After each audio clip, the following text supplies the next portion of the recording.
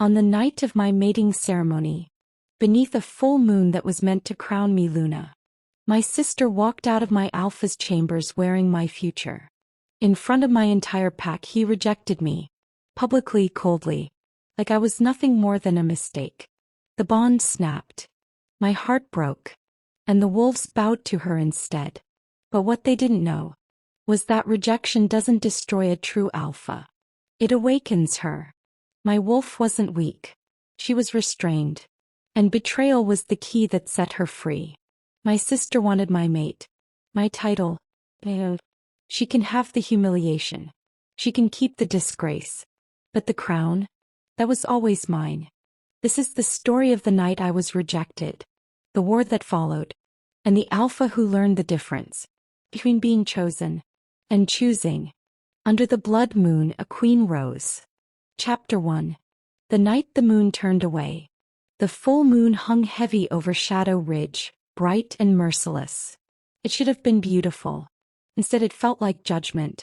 Aria Vale stood in the center of the ceremonial clearing, her white gown flowing around her ankles, silver threads stitched along the hem in honor of the moon goddess. The entire pack had gathered. Hundreds of wolves, warriors, elders, families. They were here to witness her mating ceremony to Alpha Kale Thorn, future Luna of Shadow Ridge. Her heart pounded, not from fear but from the weight of destiny finally arriving. Across the clearing the sacred fire crackled. Elder Morkant lifted his staff, signaling the beginning of the ceremony. But there was one problem. Alpha Kale was not there. A low murmur spread through the crowd. An alpha is never late to his own mating ceremony. Aria kept her chin lifted. Kale was proud, disciplined, calculating. He would not dishonor tradition. He wouldn't dishonor her. The chanting began, but it sounded weaker now, uncertain. Minutes passed. Then, a sharp, breathless laugh echoed from the alpha's residence overlooking the clearing. Not laughter of joy. Something else. The chanting stopped instantly. Silence swallowed the forest. Aria's stomach tightened. The large wooden doors of the alpha's chambers creaked open. Alpha Kale stepped out. His dark hair was disheveled. His ceremonial jacket hung open. His expression was not apologetic. It was annoyed. And behind him, Lyra, Aria's younger sister. Lyra's lips were swollen. Her dress straps hung loose at her shoulders.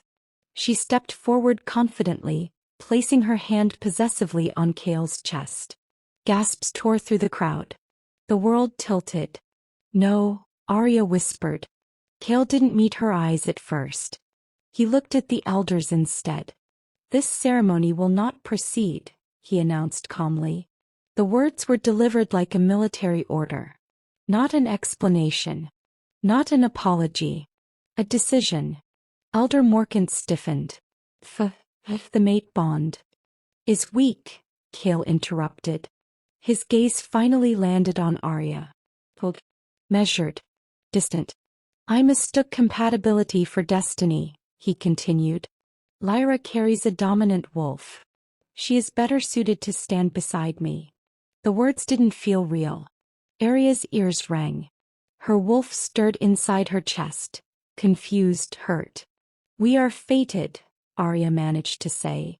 Her voice trembled, but she forced it steady. You felt the bond. Lyra laughed softly. Did he? She asked sweetly. The humiliation burned hotter than fire. Before Aria could respond, Kale's voice cut through the night. I reject you, Aria Vale, as my mate. The bond snapped. Not gently. Violently. Pain exploded through her chest as if claws were tearing into her heart. She dropped to her knees, gasping. The pack watched. No one moved. No one helped her. Her wolf howled inside her mind, the sound fractured and desperate. Lyra leaned closer to Kale. I accept, she said quietly. The sacred moonlight flickered. Something felt wrong. Rejection ceremonies were rare. Public ones even rarer. But this felt distorted. Aria pressed her palm against the earth, trying to steady herself. Her father, Beta Vale, stood frozen at the edge of the clearing. Shame lined his face, not anger at Kale. Shame at her. The message was clear. She had embarrassed the family. She had not been strong enough. Lyra stepped forward, looking down at Aria. "You were always too soft," she said quietly so only Aria could hear. "This pack needs a queen, not a caretaker." Aria forced herself to stand even as the pain tore through her chest. "You planned this," Aria whispered. Lyra's smile widened. "I prepared," she corrected. Kale turned away from Aria first. That hurt more than the rejection. He walked back toward the Alpha residence, Lyra at his side, already assuming the position that had been meant for Aria. The drums did not resume. The ceremony fire burned out on its own. The pack slowly dispersed. No one offered comfort. No one met her eyes. Under the same moon that was meant to crown her Luna, Aria Vale stood alone. The bond was gone. Or so Kale believed. But deep inside her chest, something did not feel broken. It felt restrained. Her wolf was not fading. He was trembling. Not in weakness. In fury. Aria turned toward the forest without another word. He would not cry in front of them. She would not beg. But as soon as the trees swallowed her, her legs gave out. She collapsed against the base of an ancient oak and finally allowed the tears to fall. Not for Kale. Not even for Lyra. But for the girl who had believed destiny protected the innocent. The moonlight shifted. Silver light filtered through the branches differently now. Stronger. Focused. Her wolf's voice, usually soft and timid, rose inside her mind. Not broken. Not defeated. Awake. A low growl vibrated through her chest. The rejection had not destroyed her bond. It had triggered something else. Something ancient. Something rare. The earth beneath her palms hummed faintly. Aria inhaled sharply. Her eyes flickered. Not brown. Silver. And far above her the moon seemed to brighten. Not in pity. In recognition. Chapter 2. The Silver Wolf. The forest had always been Aria's refuge. Tonight it felt like a witness. Cold air clung to her skin as she knelt beneath the ancient oak, chest rising and falling unevenly. The rejection pain still pulsed faintly inside her like a wound not fully closed. But something else was happening. Her wolf was not retreating. She was rising. Aria pressed her hand to her heart. The bond with Kale had snapped publicly violently. He should feel hollow, weakened, disconnected. Instead, energy surged beneath her skin. Hot, electric, alive. A sharp crack echoed through the trees. Aria gasped as pain seized her spine, not the emotional pain of rejection. Physical. Her bones shifted. Her breath shortened. She stumbled to her feet just as her vision blurred. "This isn't possible," she whispered. Her wolf surged forward. The transformation hit without warning. It was not the gradual shift she had known since adolescence. It was explosive. Power ripped through her muscles. Her fingers elongated into claws. Her senses sharpened violently. The scent of pine sap, damp earth, distant deer, even the faint smoke from the pack clearing miles away. He fell forward. And did not hit the ground as a woman. Silver fur shimmered beneath the moonlight. Not brown. Not ash gray like most wolves of Shadow Ridge. Silver. Bright. Black. Luminous. Aria froze. Her wolf stood taller than she had ever shifted before. Leaner, more defined, carrying a presence that made the forest itself seem to lean back. A rare alpha wolf. But that was impossible. The Thorn bloodline carried alpha dominance. Not hers. Plus, the air thickened. The moonlight intensified, almost solidifying into form before her. A figure emerged, woven from silver light and shadow. Ethereal. Ageless. The moon goddess. Aria lowered her head instinctively, but the goddess's voice filled the clearing before she could kneel. "Do not bow." The words vibrated through her bones. You were not born to kneel. Aria shifted back into human form slowly, her breathing unsteady. She wrapped her arms around herself but did not look away. They rejected me, she said quietly. The goddess tilted her head. They rejected what they did not understand. Aria swallowed. Kale severed the bond. No, the goddess corrected. He wounded it. A flash of confusion crossed Aria's face. The mate bond between true equals cannot be destroyed by pride alone, the goddess continued. But destiny is not a cage. It can shift. The ground beneath Aria pulsed faintly. You carry a bloodline hidden generations ago, the goddess said. Silver alphas were feared. They unite packs not through dominance but balance. Aria's heart pounded. My family has never led. Because they chose survival over exposure. Images flickered through her mind. Ancestors fleeing, suppressing strength, hiding their lineage to avoid war with dominant packs. Her wolf had not been weak. She had been restrained. Why now? Aria asked. Because betrayal breaks chains. The goddess stepped closer. Your sister's deception disrupted sacred order. Forbidden scent manipulation is not without consequence. Aria's eyes sharpened. You know. I see all bonds formed under my moon. Lyra had cheated. The confirmation did not bring satisfaction. It brought clarity. Kale had not chosen strength. He had chosen illusion. What happens now? Aria asked. The goddess's expression softened, but only slightly. Now you decide who you become. The silver light dimmed. Strength without control destroys, the goddess warned. Control without strength enslaves. You must master both. The forest fell silent again. The presence faded. Aria stood alone, but not broken. She inhaled deeply, steadying herself. Then she shifted again, this time controlled. Her silver wolf emerged smoothly, powerful but contained.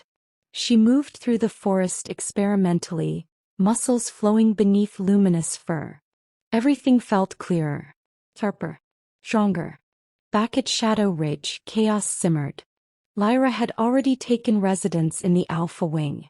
But something was wrong. Kale felt it. The bond with Lyra did not feel anchored. It felt volatile, forced, unstable.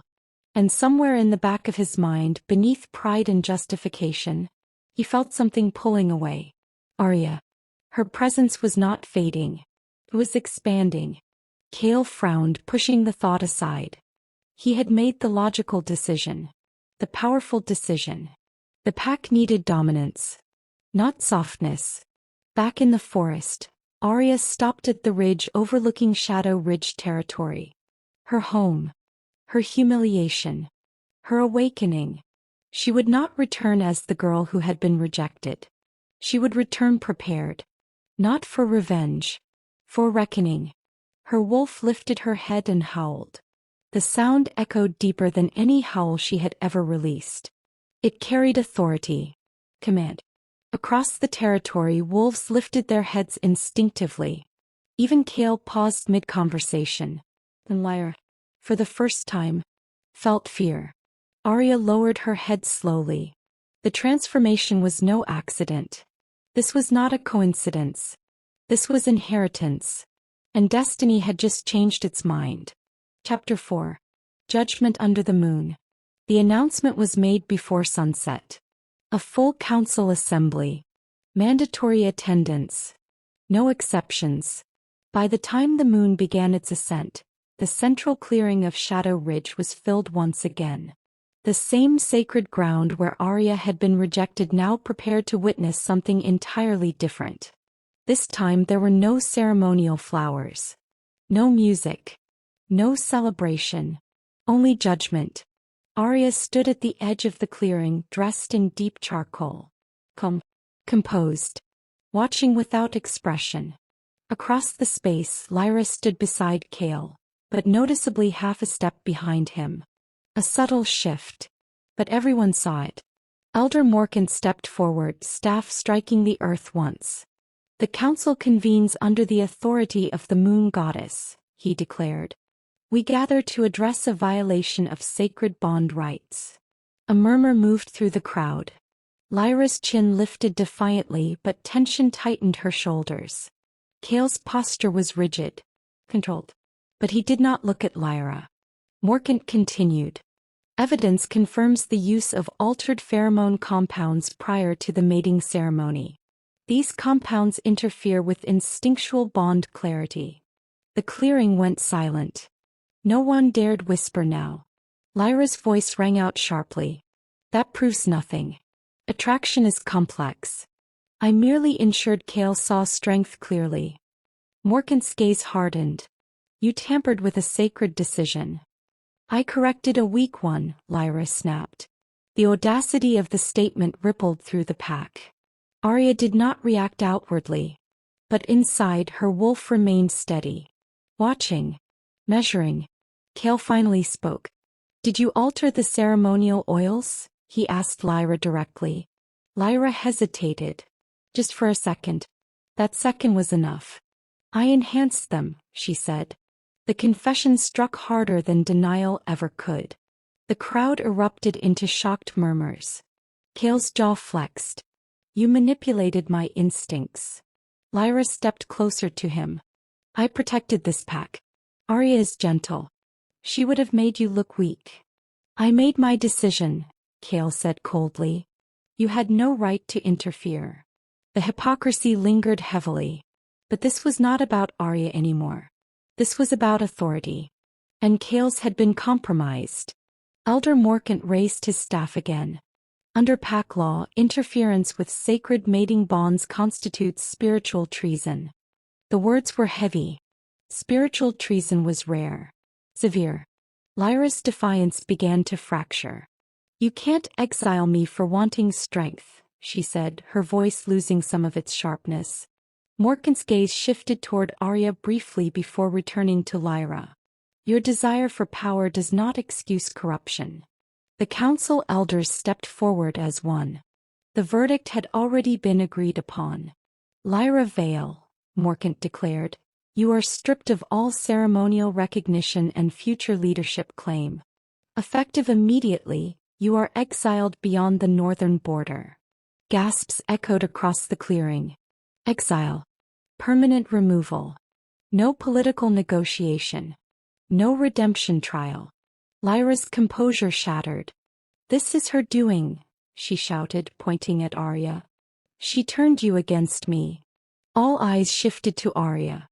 She stepped forward slowly. Deliberately. I did nothing, Aria said calmly. You chose your path. Lyra's wolf flickered near the surface. Agitated, unstable. You think you've won? Lyra hissed. Cale still rejected you. The words landed, but they did not wound. Not anymore.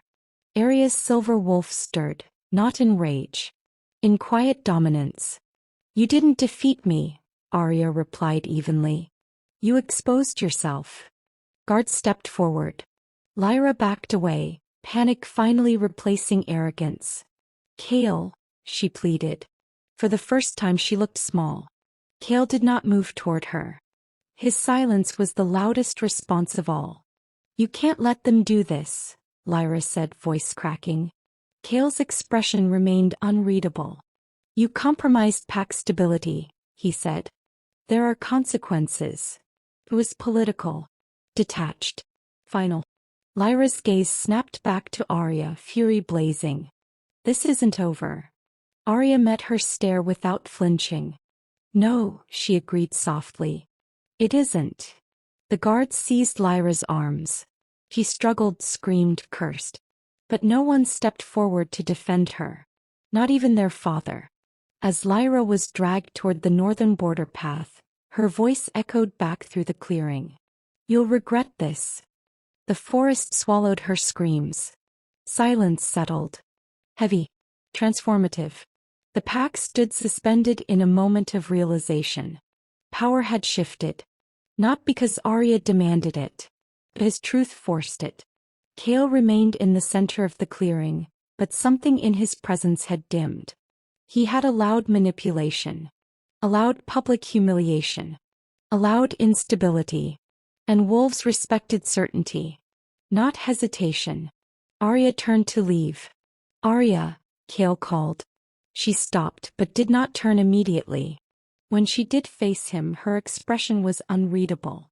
I did not know, he said quietly. That she manipulated you? Aria asked. That you were... He hesitated, searching for the word. Strong, she supplied. Kale exhaled slowly. Yes. Aria studied him. For a moment, there was almost something human in his expression. Regret. But regret was not restoration. You didn't look, she said calmly. And then she walked away. Behind her the pack watched. They did not bow. Not yet. But something had changed in their posture. Their attention. Their respect. The moon rose higher above Shadow Ridge. The same moon that had witnessed her humiliation now witnessed exile. But this was only the beginning. Because beyond the northern border, Lyra did not walk alone for long. Rogue wolves were watching. And vengeance travels fastest in exile. Chapter 5. The Alpha Who Watched. Exile should have restored order. It didn't. Shadow Ridge felt unsettled. Lyra was gone, yet tension lingered like smoke after a fire. Wolves whispered in smaller circles now. Training sessions were quieter. Confidence in leadership had thinned. And Alpha Kale felt it. Authority is strongest when unquestioned. His had been questioned publicly. 3 days after the exile, a messenger arrived at the gates bearing the Blackmore crest. A rival Alpha requesting diplomatic entry. The timing was not coincidence. Alpha Rowan Blackmore did not move without reason. When Rowan crossed into Shadow Ridge territory, the atmosphere shifted immediately. He was tall, composed, carrying himself with effortless command. His dark coat bore the subtle silver insignia of his pack. His gaze was observant, not arrogant. Measured. Kale greeted him at the main courtyard. Blackmore, Kale said evenly. Thorn, Rowan replied with a slight nod. Polite. But assessing. Unexpected visit. Instability attracts concern, Rowan said calmly. Not an insult. Feck. Kale's jaw tightened almost imperceptibly. The two alphas circled each other verbally with precision. Trade routes, border security, rogue movement along northern territories. But Rowan's eyes moved beyond politics. They scanned the pack. The warriors. The posture of the wolves. And then, they found her. Aria stood at the edge of the courtyard, observing quietly. She had no ceremonial status. No formal title. Yet wolves subtly shifted around her. Rowan felt it instantly. Power that did not need to announce itself. Who is she? Rowan asked casually. Kale's gaze flickered toward Aria briefly. A former mate candidate. The phrasing was deliberate. Minimizing. Rowan did not look convinced. She does not carry herself like a former anything. Kale's expression hardened. Appearances mislead. Rowan smiled faintly. Only when one refuses to look closely. The conversation ended there publicly. But Rowan had seen enough. Later that evening, as diplomatic discussions continued inside the council chambers, Aria trained alone in the outer clearing. She preferred solitude now. Precision. Control. Her silver wolf responded fluidly, each shift smooth, deliberate. She sensed him before she saw him. Most wolves would hide after public rejection, Rowan said from the tree line. Aria did not startle. She finished her strike against the training post before turning. Most wolves would not visit a rival pack during internal instability, she replied evenly. Rowan stepped forward into the moonlight. Up close, his presence was steady, less explosive than Kale's dominance. More grounded.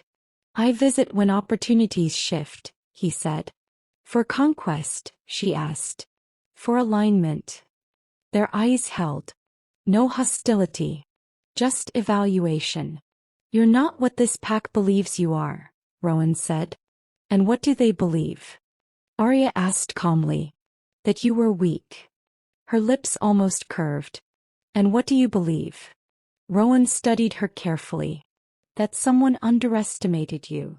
Silence stretched between them, not uncomfortable. Intentional. You carry alpha energy, Rowan continued quietly. But you don't broadcast it. Power that needs announcing isn't secure, Aria replied. Rowan's expression shifted subtly. Respect. I agree. In the distance, Cale exited the council chamber and paused when he saw them speaking. A flicker of irritation crossed his face. Not jealousy. Territorial disruption. Rowan noticed. Of course he did. You are still bonded, Rowan said quietly to Aria. Barely, she replied. It's fading. Yes. Rowan's voice lowered. When bonds weaken, new ones can form. Aria's eyes sharpened slightly. That would complicate diplomacy. Rowan smiled faintly. I'm not afraid of complications. Footsteps approached. His presence was heavier tonight, strained. Blackmore, Cale said firmly.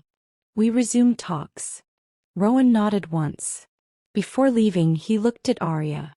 Strength recognizes strength, he said quietly. Whether acknowledged or not. Then he walked away. Cale's gaze lingered on Aria after Rowan left. You should not engage him alone, Cale said. I wasn't aware I required permission. This is political. So was my rejection, she replied calmly. That landed.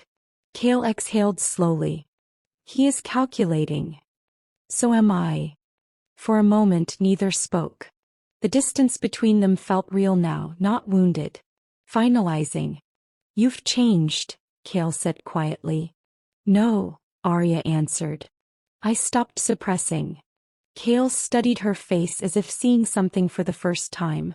But realization too late is rarely redemption. He turned and left without another word. Aria watched him go. She did not feel the ache she once would have. Instead she felt clarity. Rowan Blackmore was not here by accident. He had sensed instability. He had sensed opportunity. But more importantly, he had sensed her. And for the first time since the ceremony, Aria felt something unexpected stir beneath her ribs. Not a bond. Not yet. But recognition. The kind that does not need force. The kind that does not humiliate. The kind that waits. High above Shadow Ridge, the moon shifted behind drifting clouds. In the northern wildlands beyond exile territory, Lyra was not alone. Rogue wolves had offered her shelter. And they had one question. Who do you want to bring down first? Lyra's answer came without hesitation. My sister. Chapter 6. When bonds begin to break. The change was subtle at first. Like a thread loosening. Aria felt it at dawn. For weeks, the fractured bond with Cale had lingered faintly, an ache at the edge of her senses. A distant pull. Not strong enough to command her, but present enough to remind her of what had once been promised. That morning, it weakened. Not painfully. Not violently. Simply faded. She stood at the ridge overlooking Shadow Ridge territory, eyes closed, testing the connection. Nothing answered. Her wolf did not react. The space where Cale once echoed inside her chest felt quiet, peaceful, and somewhere deeper. A new awareness stirred. Not a bond, but proximity. Rowan. She could sense him within the territory's guest wing. His presence was steady, controlled, like a mountain that did not need to announce its height. Aria opened her eyes slowly. The moon goddess had said destiny could shift. Now she understood. Back at the Alpha residence, Cale paced. He felt it too. The connection to Aria, what remained of it, was dissolving. It unsettled him more than he expected. He had rejected her publicly. He had chosen strength. So why did it feel like something essential was slipping beyond reach? Lyra's absence left no emotional void for him. Only strategic inconvenience. But Aria's presence, or rather her detachment, felt like loss. Kale did not like losing. Meanwhile, Rowan concluded diplomatic talks with the council. Trade routes were secured. Border patrols adjusted to counter rogue activity. Officially, his visit was complete. Unofficially, he lingered. That evening, he found Aria near the river that marked the edge of the territory. "You're quieter today," he observed. She studied the water before responding. It ended. Rowan did not pretend confusion. "The bond." "Yes." He watched her carefully. "You're not grieving." "No." Honest. Direct. He respected that. "Do you feel regret?" he asked. Aria considered the question seriously. "I feel clarity." The wind shifted, carrying her scent toward him. Silver. Balanced. Undeniably alpha. Rowan felt his own wolf stir, not aggressively, curiously. Recognition without force. "You know what this means," he said quietly. "It means I choose carefully," she replied. He smiled faintly. "Good." Silence settled between them, not heavy, grounded. Across the territory, Kale approached, drawn by instinct he did not fully understand. When he saw them standing near the river, something sharp flared inside him. Possessiveness. But he had forfeited claim. "You leave tomorrow," Kale stated flatly to Rowan. "That is the plan," Rowan replied calmly. "Then we conclude matters tonight." Rowan inclined his head slightly. As Kale turned to leave, his gaze shifted to Aria. "You feel it, don't you?" he asked quietly. She met his eyes evenly. "Yes." The honesty hit harder than denial would have. "And you accept it so easily?" "No," she said calmly. "I release it." That distinction mattered. Kale exhaled slowly. "You would align with him? If it serves strength and stability. And if it serves you?" She held his gaze. "For once, those are the same thing." Kale understood something then. Not fully, but enough. He had mistaken control for leadership. And pride for vision. By rejecting her publicly, he had weakened more than her status. He had weakened his own foundation. That night, Rowan and Aria stood once more beneath the rising moon. "I will not claim you," Rowan said quietly. "Not through fate. Not through pressure." "Good," Aria replied. "If a bond forms," he continued, "it will be because you step toward it." Her silver wolf stirred, not urgently, but willingly. "For the first time," Aria said softly, "I am not being chosen." Rowan's gaze warmed slightly. "You are choosing." The distinction mattered. Across the northern wildlands, Lyra sat beside a rogue alpha named Darius, bitterness fueling her plans. "They exiled you," Darius observed. "They humiliated me," Lyra corrected. "And you want revenge." "I want restoration," she replied coldly. "Shadow Ridge will fracture. Kale is already unstable. My sister is growing stronger." Darius leaned back. "Then we strike when they least expect it." Lyra's eyes glinted under moonlight. "She thinks exile ended me." Her lips curved slowly. "It began me." Back at the river, Rowan stepped closer to Aria, not touching, but near enough that their wolves recognized proximity. The air shifted. Not explosive. Not overwhelming. Just right. Aria did not step back. And that alone changed everything. Above them, the moon shone steady. The old bond had ended quietly. The new possibility did not demand. It waited. And somewhere in the dark northern forests, war was beginning to gather. Chapter 7. The Return of the Exiled. The first attack was not loud. It was precise. A northern patrol failed to report back before dawn. By mid-morning, 2 warriors were found near the border, alive but injured. Claw wounds. Coordinated strikes. Not animal. Organized. Kale stood over the reports in the war chamber, jaw tight. "Rogues," one of the captains confirmed. "At least 6. Possibly more." Rowan, who had delayed his departure after sensing unrest, studied the territorial map spread across the table. "They're testing response time," he said calmly. Kale bristled slightly. "We can handle rogues." "Yes," Rowan agreed evenly. "If that's all they are." Across the room, Aria felt it before anyone spoke it aloud. Fire. The scent at the border, faint but unmistakable. Her sister was not hiding. She was announcing. "She's back," Aria said quietly. The room stilled. Kale looked at her sharply. "You're certain?" "Yes."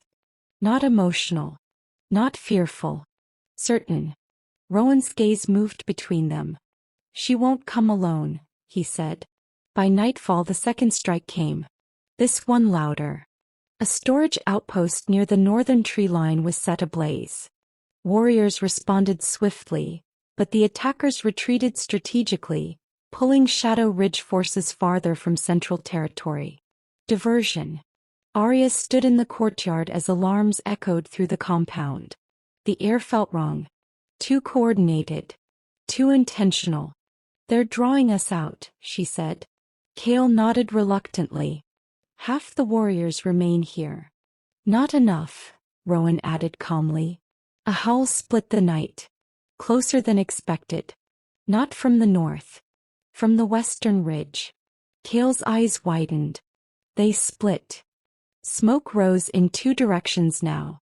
Lyra stepped into the western clearing with 12 rogue wolves behind her. She had changed. Her posture was harder. Her eyes colder. Exile had stripped softness, not ambition.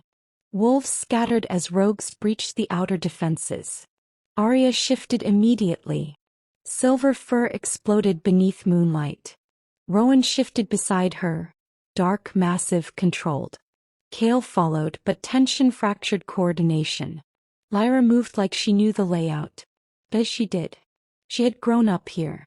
Her gaze locked on the silver wolf cutting through rogue ranks with ruthless precision.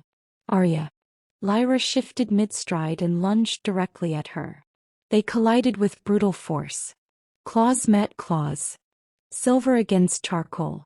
"You always needed saving," Lyra snarled through bared teeth. Aria twisted, throwing her sister off balance. "No," she growled back. "I needed silence." They circled, wolves clashing again. Lyra fought aggressively, reckless but fueled by resentment. Aria fought differently. Measured. Controlled. She did not waste energy. Behind them, Rowan commanded both packs' warriors with calm authority, filling gaps Kale hesitated to address.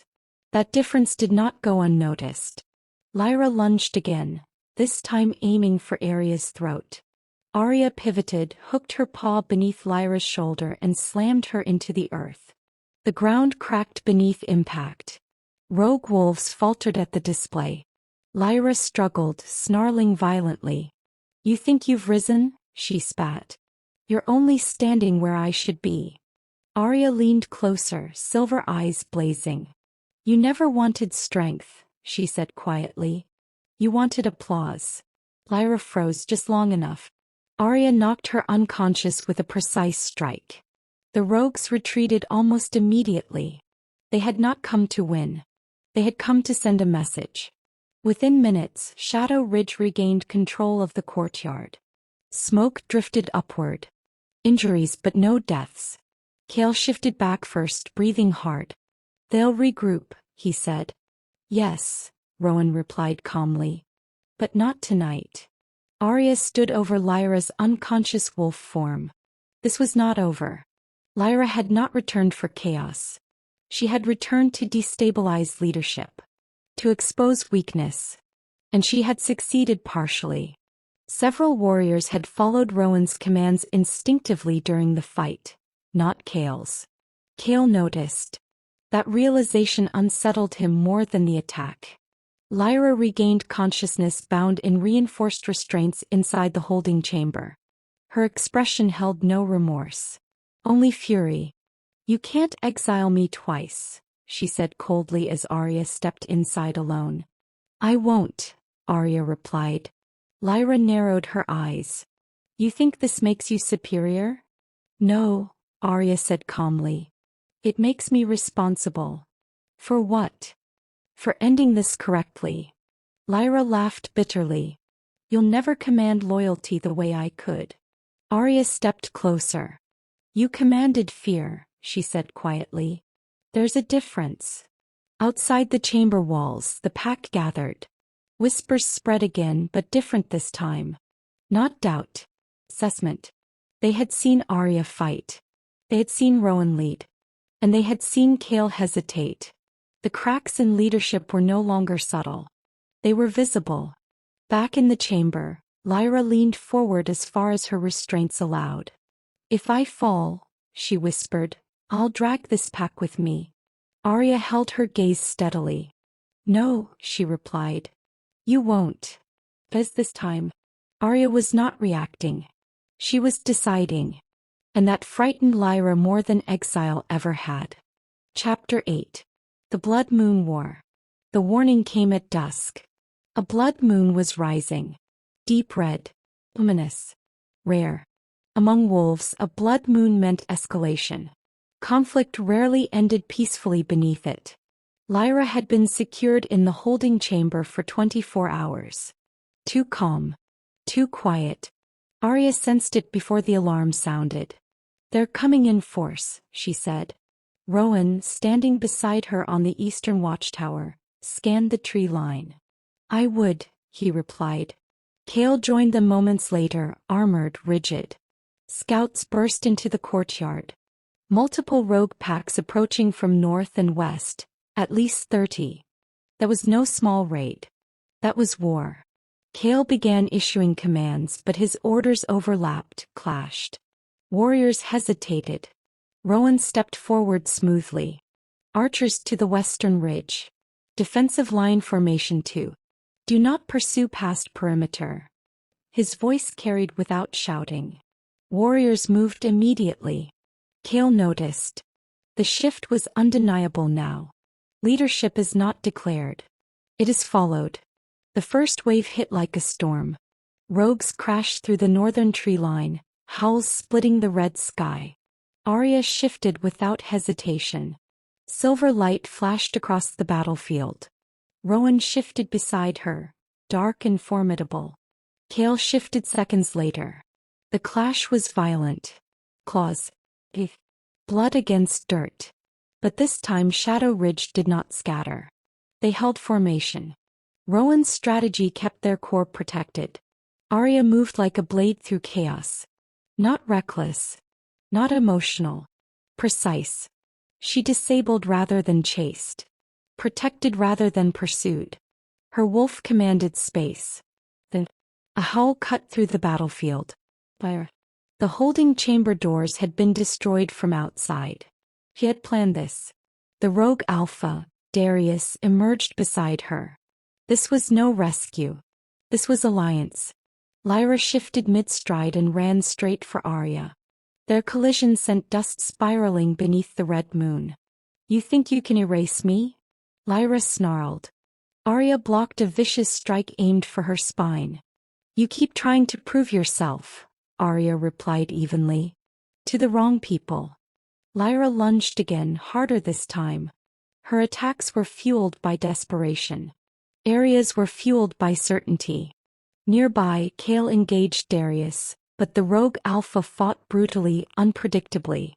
Rowan joined the fight without hesitation, coordinating with Kale seamlessly despite tension. For the first time, Kale experienced what it felt like to fight beside someone who did not hesitate. Who did not let pride slow decision. Under the blood moon, Lyra fought savagely. You were always second, she screamed mid-strike. Aria pinned her against a fallen log, claws at her throat. No, Aria said quietly, silver eyes glowing beneath red sky. You were afraid. Lyra thrashed violently. I should have been Luna. You would have destroyed this pack. A moment. A choice. Aria could end it. The battlefield noise dimmed in her mind. One strike. Permanent silence. But power without control destroys. She remembered the goddess's words. Aria stepped back instead. He howled. The sound cut through battle like thunder. It was not a cry of pain. It was command. Shadow Ridge wolves froze momentarily. Even rogues faltered. Authority rippled outward from her like shockwave. Rowan disengaged from Darius and stepped behind Aria. Cale followed, breath heavy. Lyra staggered to her feet, eyes wide. He felt it too. Aria was not rising. She had risen. You don't get to claim mercy, Lyra hissed. This isn't mercy, Aria replied calmly. It's judgment. She turned to the warriors. Seize them. There was no hesitation. Rogues were overwhelmed quickly. Darius was forced back across the northern line.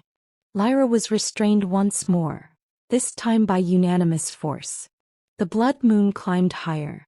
The battlefield stilled. Cale stood in the clearing, chest heaving. He looked around. The wolves were not looking at him. They were looking at Aria. Waiting. Instinctively. Rowan remained silent beside her. He did not step forward. He did not claim victory. He let the moment belong to her. Lyra was dragged forward, forced to kneel. This is not exile, she spat. You won't get rid of me that easily. Aria met her eyes. You're right. Silence fell. You are permanently banished from all allied territories, Aria declared evenly. Any pack harboring you will be considered hostile. The weight of that decision echoed. It was not emotional. It was strategic. Final. Lyra's expression shifted, not anger. Fear. Real fear. You don't have authority. Aria's silver wolf surfaced visibly, aura pressing outward. Under the blood moon, her dominance was undeniable. I do. The elders stepped forward. And bowed. Publicly. The moment sealed it. Leadership had shifted. Not through overthrow. Through proof. Lyra was dragged beyond the borders once more. This time without alliance, without leverage. The rogues scattered into darkness. The blood moon began to fade. Smoke drifted over the clearing. Warriors gathered quietly. Cale stepped toward Aria. For once there was no defensiveness in his eyes. Only recognition. You led, he said quietly. Yes, she replied. And there was nothing left to argue. Chapter 9. The Throne That Stepped Down. The morning after the blood moon felt unnaturally quiet. Smoke from the battlefield had cleared. Repairs were already underway. Warriors moved with renewed focus. But the silence wasn't peace. It was anticipation. The pack had seen it. They had felt it. Leadership had shifted, not officially but instinctively. Cale stood alone in the council chamber before sunrise. The alpha chair sat at the head of the long stone table, carved generations ago for the Thorn bloodline. For the first time since inheriting it, he did not feel anchored to it. He felt weighed down by it. A knock sounded at the chamber doors. Elder Morkant entered without waiting for invitation. You know why I'm here, the elder said calmly. Cale didn't turn immediately. Yes. The truth did not require explanation. You hesitated, Morkant continued. I assessed, Cale replied. You doubted. That landed harder. Cale finally turned. I built this pack on strength. And pride, Morkant added gently. Silence stretched. Your rejection of Aria fractured public confidence, Morkant continued. Your alliance with Lyra nearly destabilized our territory. And last night. I did not lead, Cale finished quietly. Morkant did not respond. He didn't need to. Across the compound, Aria trained with a small group of warriors. Not issuing commands, simply correcting technique. They listened. Not because she ordered them to. Because they wanted to. Rowan stood observing from a distance. You don't seem surprised, Aria said without looking at him. I've seen leadership transition before, Rowan replied. You're waiting. Yes. For what? For him to decide with dignity. Cale entered the courtyard shortly after. Conversations stopped immediately.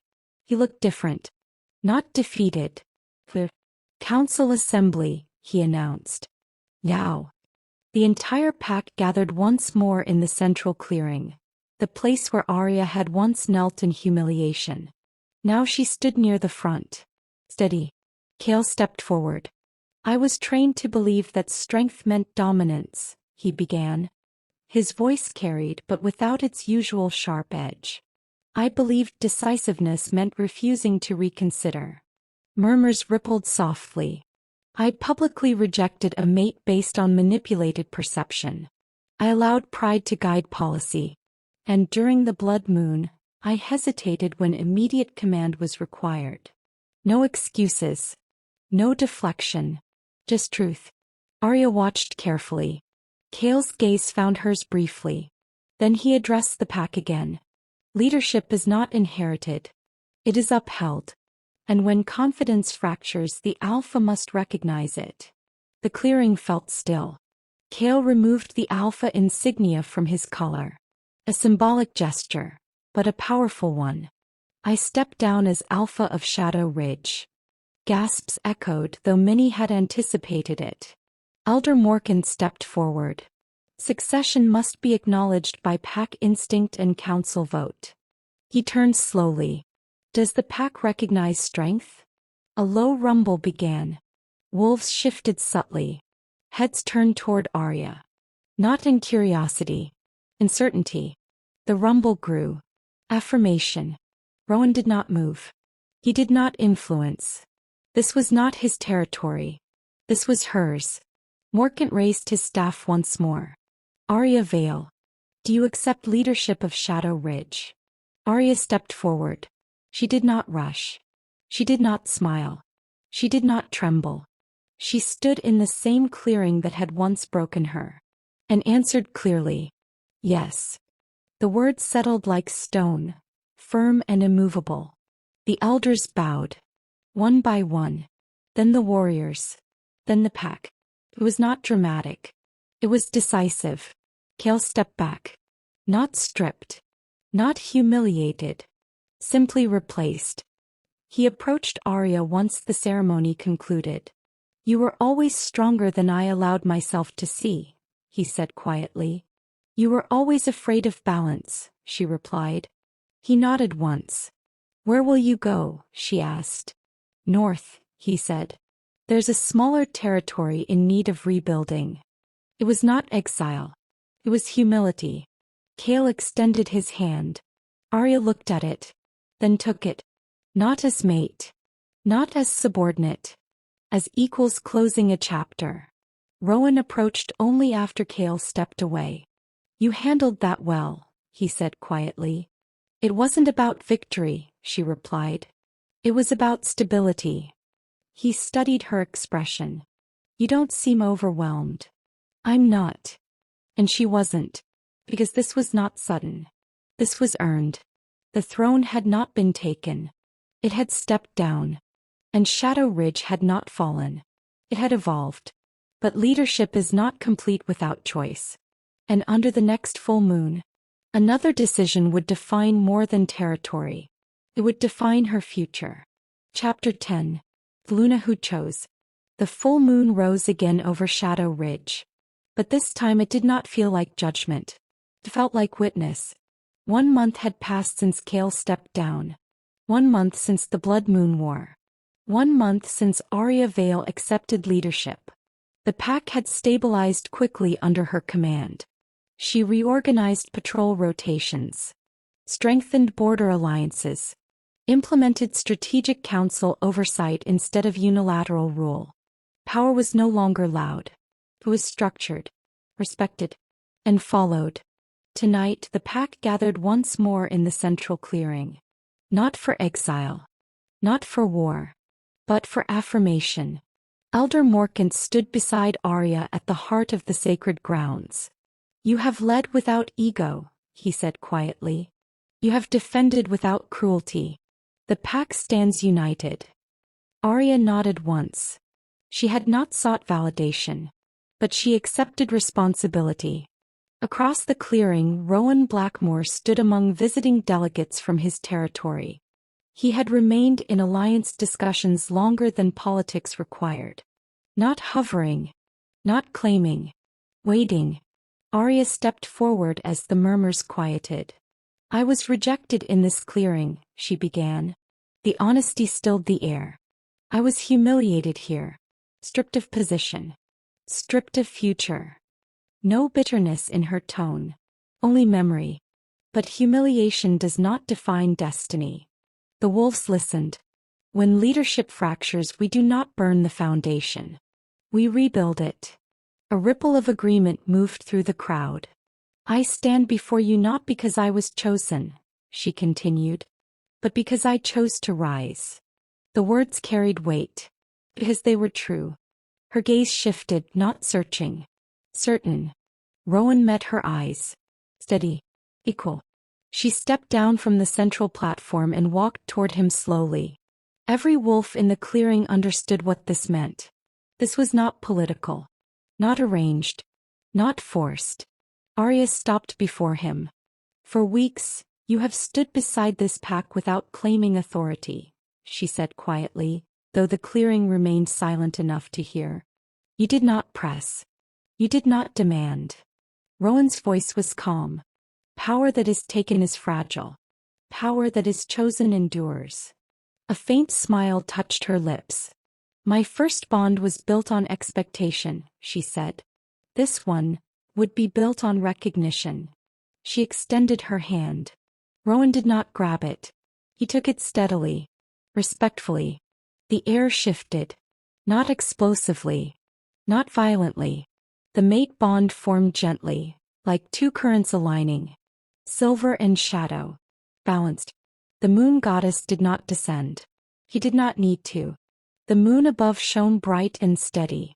The bond anchored naturally. No pain. No force. Just clarity. The pack bowed instinctively. Not to Rowan. Not even solely to Aria.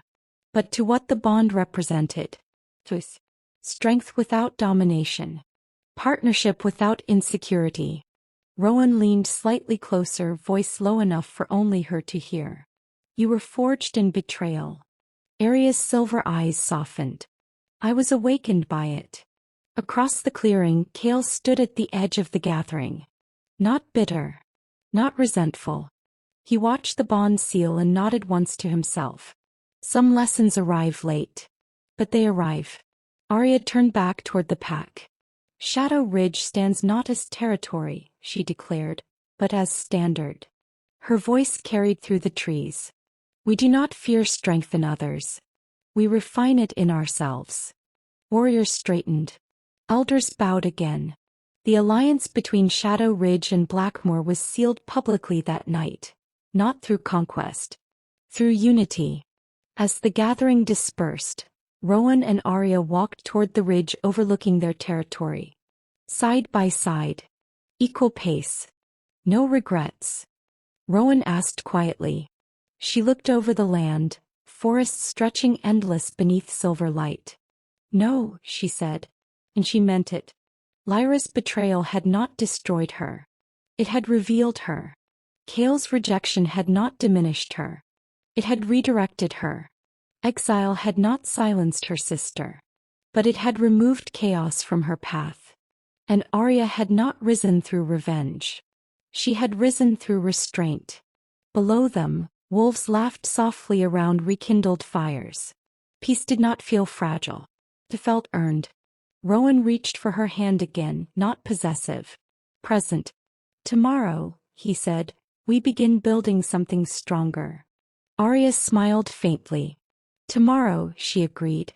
The moon hung high above them, no longer witness to humiliation, but to rain. And in the quiet wind that passed through Shadow Ridge that night, one truth echoed clearly. She had not been too soft. She had been too powerful to remain unseen. And this time, the world saw her.